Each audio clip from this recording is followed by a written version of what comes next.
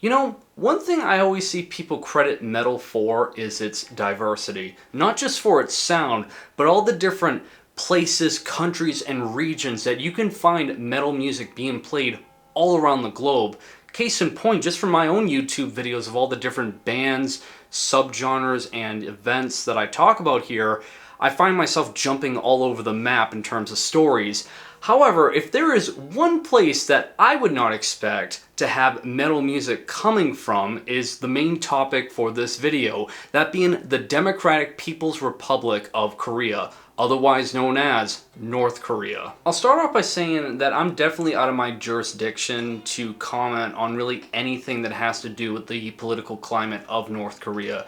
Considering the fact that it's such a mysterious country, as all the information about it can be chopped up as propaganda, both from Western countries and from North Korea themselves, I just want to state here that I really don't have anything negative or positive to say about it. So just keep that in mind here.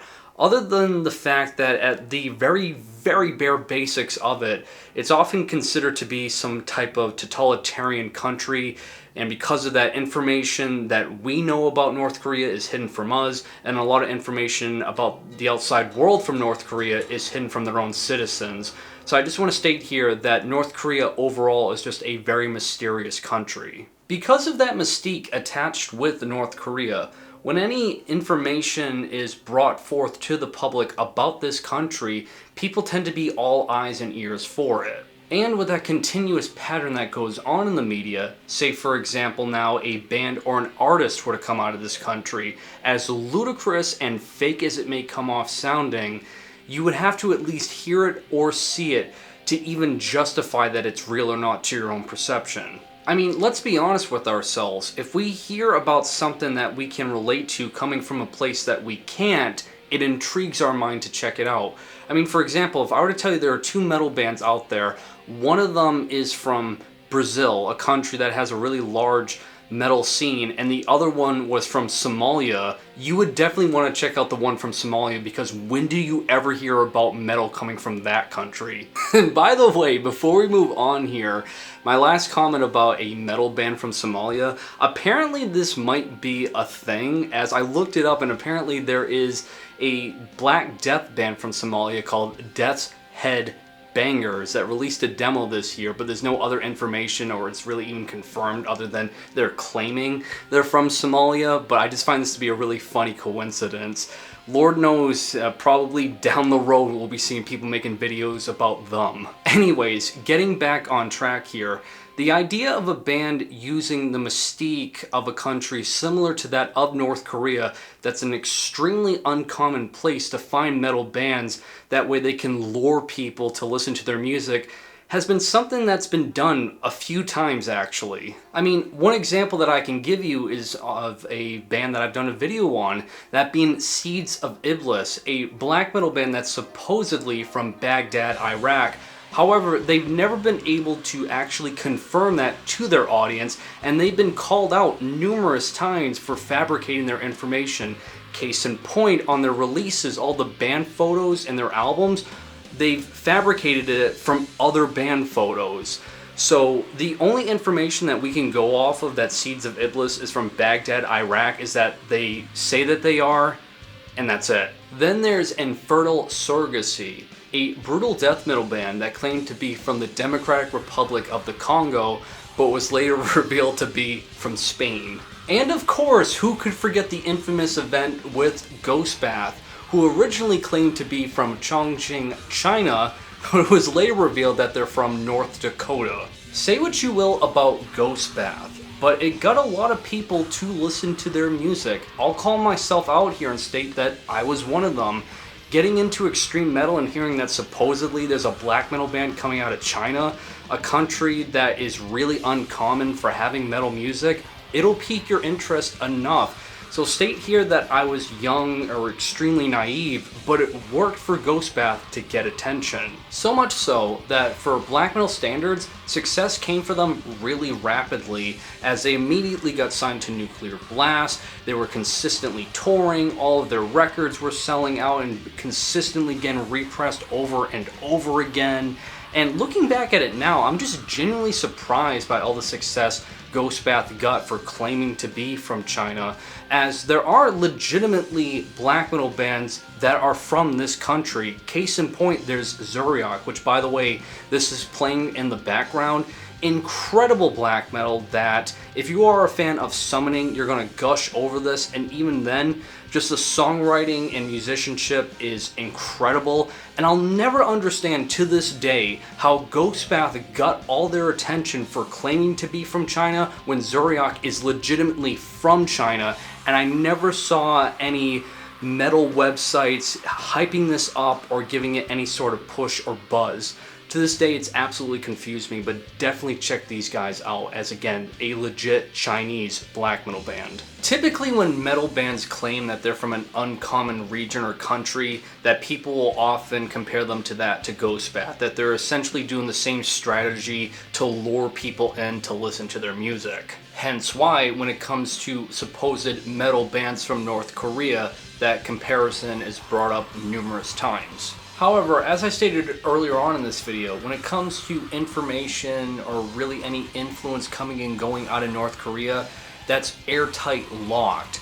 And the only thing that I was able to come across that is legitimately confirmed to be a music band from North Korea is apparently this all-woman group that consists of roughly around 12.5 members called Moron Bung Band, and they essentially play in the style of pop rock. There's women singing, there's percussions, there's stringed instruments like guitar, bass, and violin, and it's really straightforward, just anthemic, radio-friendly music.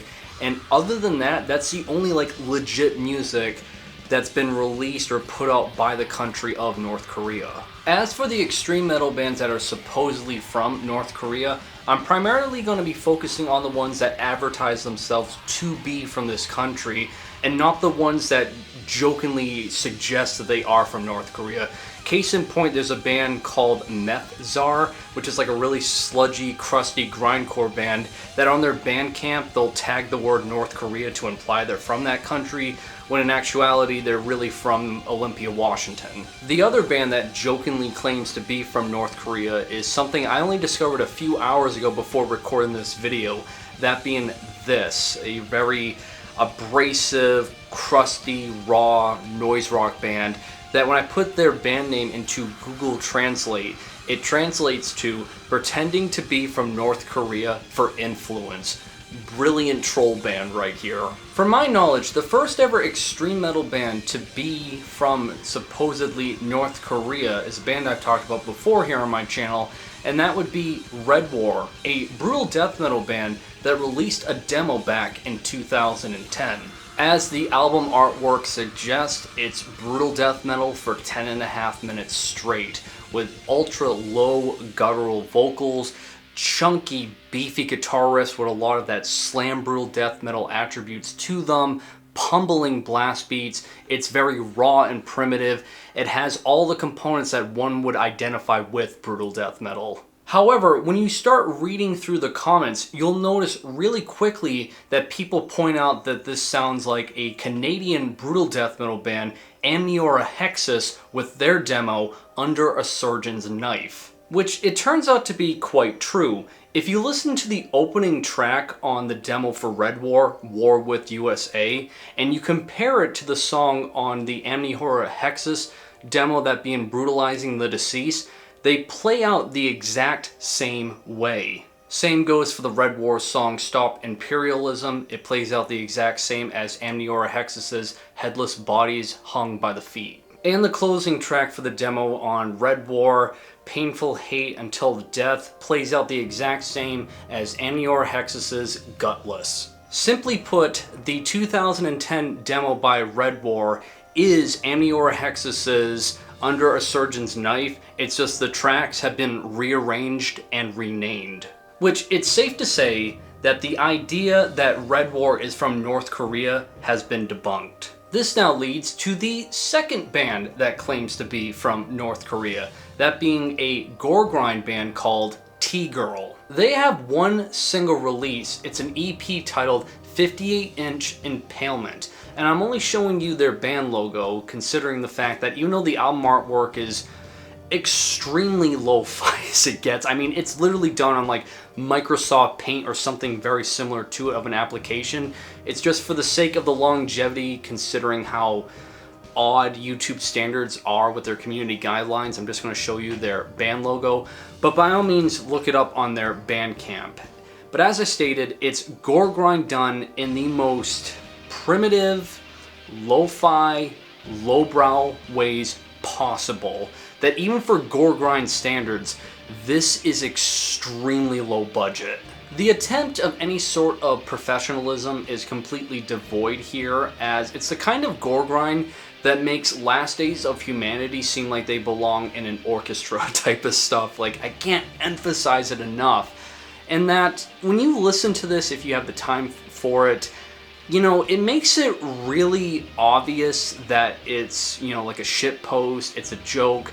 It's just the fact that it seems like they try to put in these little details to suggest they're from North Korea, hence why there's a bit of a mysterious factor with them. The reason I say that is what makes them a little bit different from Red War is that they actually have a band photo attached with their profile, as grainy as it is, suggesting that actual people were a part of this. Now, to cut to the chase, there's 3 things about this project that makes it pretty obvious that they couldn't possibly be from North Korea. Right off the bat, their EP titled 58-inch Impalement showcases that they didn't do any research when creating a North Korean, or hell, an Asian metal band, as when it comes to that country, continent, and region, they use the metric system when measuring.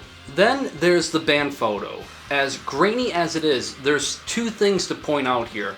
One being the fact that one of the individuals in this picture is wearing blue jeans, as supposedly that's illegal to own in North Korea, add to the fact the US has an embargo on that country. So even though you could argue that, I don't know, maybe they got it from China or a surrounding country like Russia, that seems highly implausible. The final thing to point out here is in this supposed band photo, the monument that they're standing in front of is not from North Korea, but actually from Birmingham, England. It's a 40-foot Chinese pagoda monument that's in the Chinatown area of Birmingham, England. And when you compare the two in terms of its shape, it's the same, and both photos showcase the monument in front of a white building. In short, what it seems like with T-Girl, it's very similar to that with Red War. That it was a joke, that they sprinkled in a little bit of a mystique to them to draw people in. That way they really couldn't confirm that they weren't from North Korea.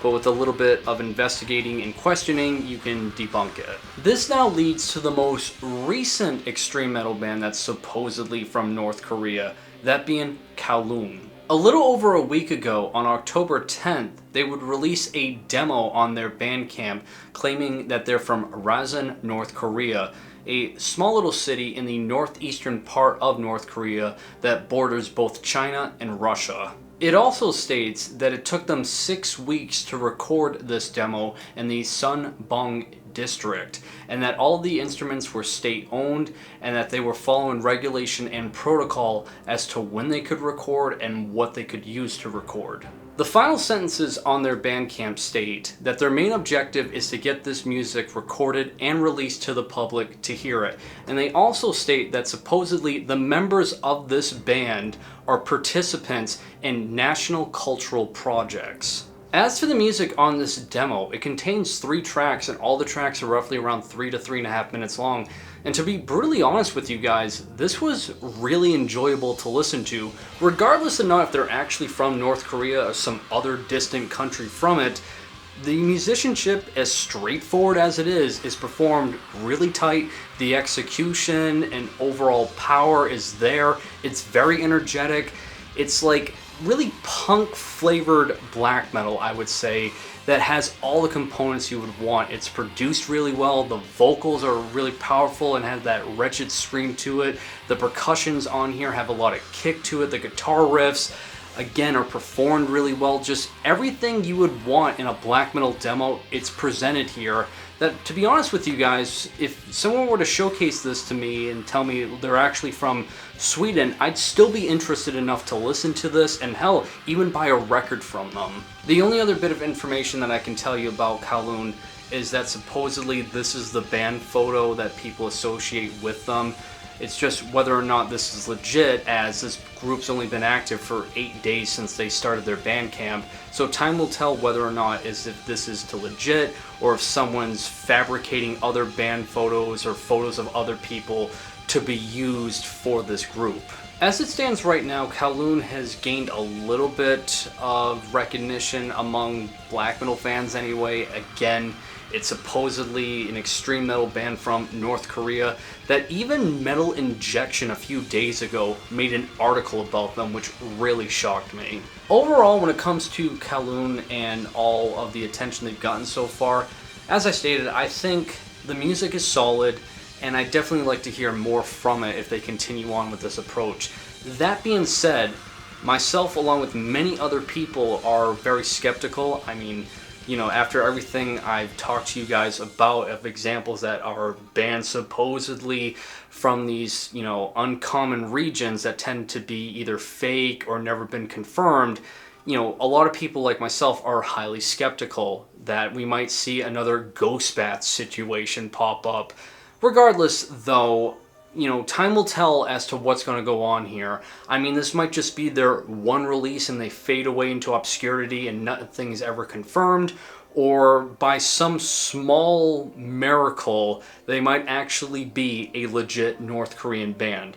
But as I stated, time will tell. As for my closing remarks with this when it comes to extreme metal, more particularly with North Korea, I feel like if they want to be at least believable in some sense, like, how is it always from the 3 examples I've used, it's like an extreme metal band, like death metal with Red War, or gore grind with T-Girl, and with Kowloon, it's black metal. How is it never like it's supposedly like a heavy metal band or something like a Metallica thrash metal band? Because typically with anyone else you hear that gets into metal music, when there's a scene involved, you start off with the accessible and then you get to the extreme. I've never met anyone, especially in like Western countries that have all this accessibility to extreme metal, start off with like, you know, death metal and black metal. So I feel like if anyone's trying to make it believable in some sense that there is a metal band from North Korea, then, you know, it would start off with like the more accessible stuff like thrash metal or traditional heavy metal. Starting it off with like extreme metal just seems, you know, not that believable. If there was a legit, real, authentic metal band or just band overall from North Korea, there would be so much more media attention than just Metal Injection reporting on it. What I'm about to say next of an example may seem like an apples to oranges comparison, but just hear me out on this. Because roughly around 8 years ago, the legendary martial industrial band Laibach performed in North Korea, and still to this day, they are the only Western band, project, artist, whatever you want to call them, that has performed in North Korea. Even though they're from Slovenia and their musical approach is way more experimental than most, they got a lot of mainstream media coverage. I mean, CNN did a report on them and they called them a rock band, which I always kind of giggle at whenever I read that headline. Even the Slovenian philosopher Slavoj Zizek did a report on them, which was really surprising when I came across that. Hell, even John Oliver did a report on this, which I wouldn't recommend watching because the substance and context of Laibach you can see literally go right over his head. What I'm getting at is Laibach just performed in North Korea and it got this much media attention. Even Zizek himself stated that it was one of the greatest artistical feats of the 21st century. So if we're getting all of this media attention from a band just performing there, I can't even begin to imagine what it would be like if a legitimately confirmed band from North Korea was brought forth. But other than that, that'll do it for this video, guys. Like always, links provided to everything I talked about will be in the description below. Really curious to what you think of all of this. Definitely let me know in the comments. And other than that, like always, make sure you guys drink plenty of water to stay hydrated, and have a great day.